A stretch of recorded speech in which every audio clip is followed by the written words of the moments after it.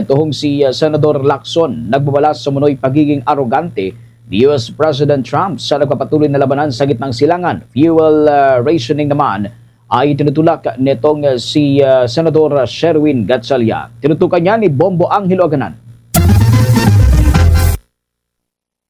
Nagbabala si Senate President Pro Tempore Panfilo Ping Lacson sa umunay pagiging mayabang ni US President Donald Trump sa gitna ng patuloy na nagaganap na digmaan sa Middle East. Ayon kay Lacson, matapos malampasan ng mundo ang COVID-19, panibagong hamon ngayon ang tinawag niyang Trump 26 na niya'y nagdudulot ng krisis hindi lamang sa seguridad kundi pati sa ekonomiya ng iba't ibang bansa.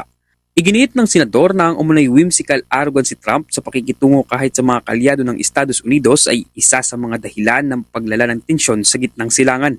Kasunod ito ng isang pahayag ni Trump na maaaring bumili ng langis ang mga bansang naapektuhan ng kakulangan sa supply mula sa Estados Unidos o humanap na lang ng sarili nilang langis.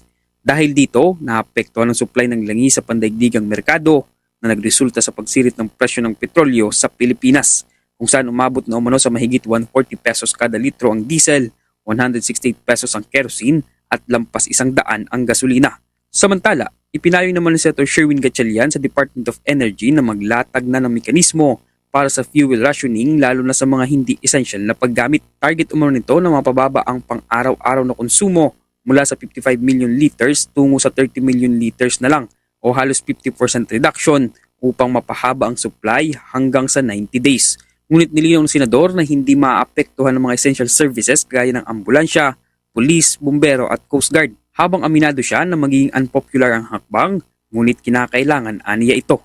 Kasabay nito, hinikayat din niya ang mga opisyal ng gobyerno na magtipid, kabilang ang pag-iwas sa convoy at sobrang paggamit ng mga sasakyan.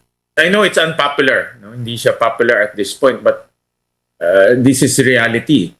Hanggang 51 days lang ang ating gasolina. Pag inantay pa natin yan ng malapitan, magkakaproblema tayo. No? So mas maganda pang i-extend natin yan ng mas mahaba para makatawid tayo.